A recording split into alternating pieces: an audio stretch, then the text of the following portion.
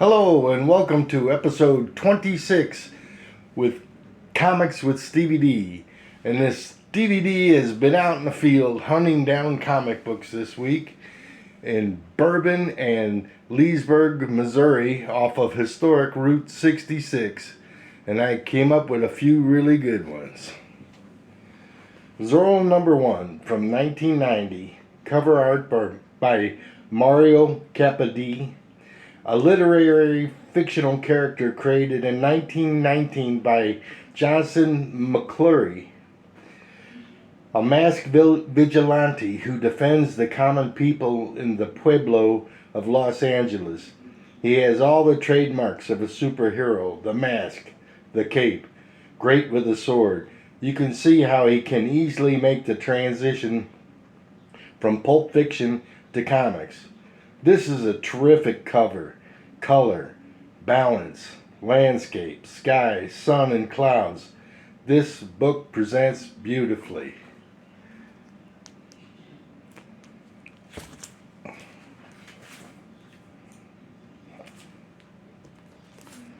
Our next book, The End.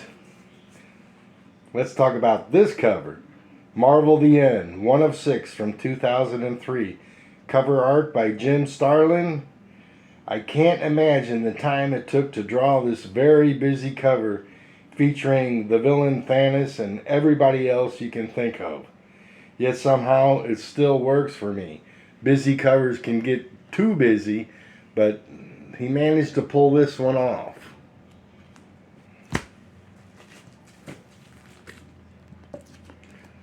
Everybody in the world is familiar with Star Wars, George Lucas's series of films.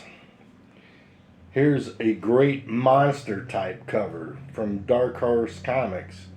Star Wars has become part of popular culture around the world. This cover is from 1995, created by penciler Steve Bissette and inker Cam Kennedy. This book is in fantastic shape, and it'll be around for a long time, bagged and boarded and kept nice. Here we're going to take another look at the Beyonder. We first saw him in the villain episode. This cover shows how he can take on all the superpowered heroes at once. In Secret Wars 2 from 1985. There he's got the Hulk in the palm of his hand, you know. Here's a very interesting cover. Very nostalgic for me. Here's book 1 from a 4-part series, The Sting of the Green Hornet from 1992 in Now Comics. The images remind me of when Batman and Robin were going up the outside of a building in the 60s TV show, and the Green Hornet and Kato were coming down. In a tongue-in-cheek cameo appearance, Bruce Lee was Kato from the Green Hornet. So I always thought that was kind of cool. And I really like the way the mask on the Green Hornet looks.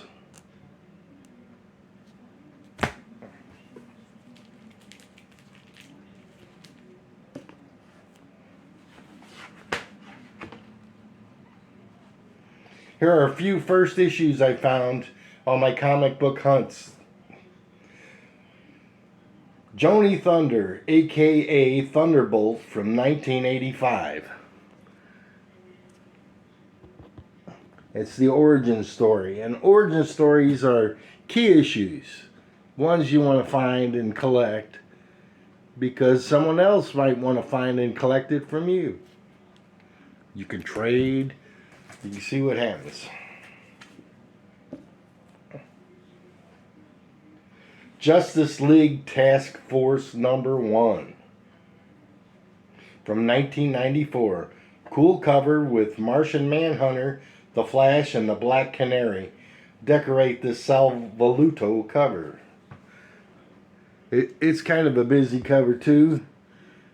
uh, it's okay. It doesn't work as well as the end cover did. And here's another fabulous first issue find. Cable, #1, cover art by Jose Landron and Juan Velasco from 1997. Inside, it's really interesting because page 1, it doesn't start with the heroes. It starts with Stan Lee, drawn as an X-Men. And he's defeating some villain there. And it's really cool to see Stan Lee appear in his comics from time to time. And this book is in excellent shape too. The next book was a very interesting book I found. I wasn't familiar with it all. I had to research it. It's Treasure Chest. And this book is an educational book.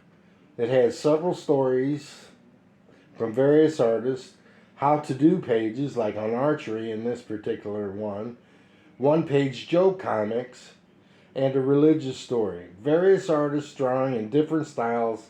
Not a bad looking book for being almost 60 years old.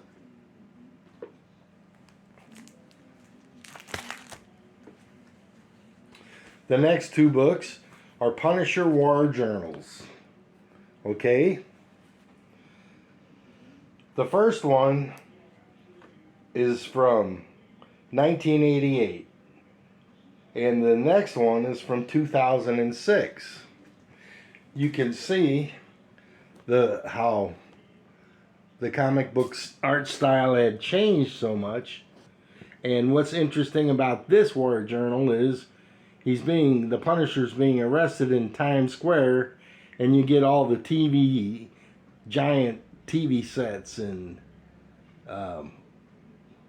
so it's being viewed all over the place. And this one is glass all over the place. Probably really hard to draw this with all the fragments of glass.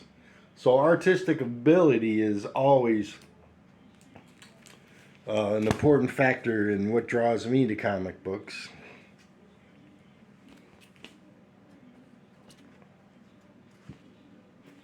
Alright, our next book right here, Star Brand #2 from 1986.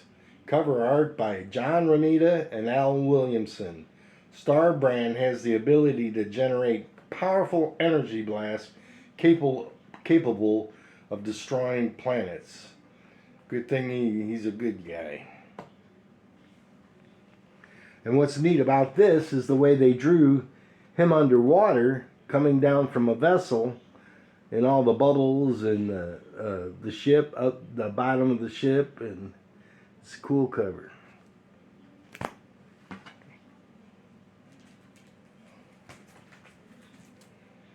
Okay, right here we have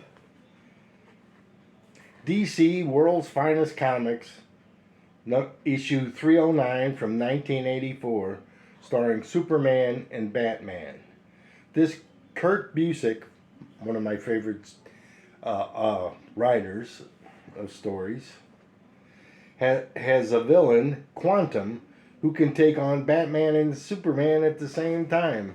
He's one bad dude. But this cover is just too busy, and the focus is not in any one place, I think. I love the Batman Superman, and I love their titles. They look great, but it's just kind of too much going on there for me, but I still enjoy it. Alright. The next two books is the first book I showed you and this book. Okay. I just want you to notice the art style. See how they both are similar colors? But I really love this Zorro. It's my favorite cover of everything. And Power Man Iron Fist. See how they're using the same typical colors, but I think simpler covers have a better effect.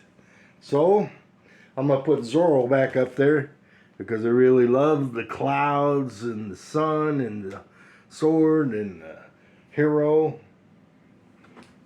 And I want to give some shout outs. Okay. First, I want to give a shout out to Mike from Lunch Money Comics and Brandon from Mon Comics, M.O.N. They both have encouraged me to continue making comic book content for YouTube, and I enjoy their shows very much, and I hope they're watching mine from time to time. I'm a fledgling where they have lots of experience, but I'm trying to develop and make a good show every time I produce one. All right, with Zora riding away into the sunset, but I got to put him back. I want to wish you a great day and enjoy your collecting hobbies, whether it's comic books or thimbles, whatever you collect. Enjoy it and take care of yourself.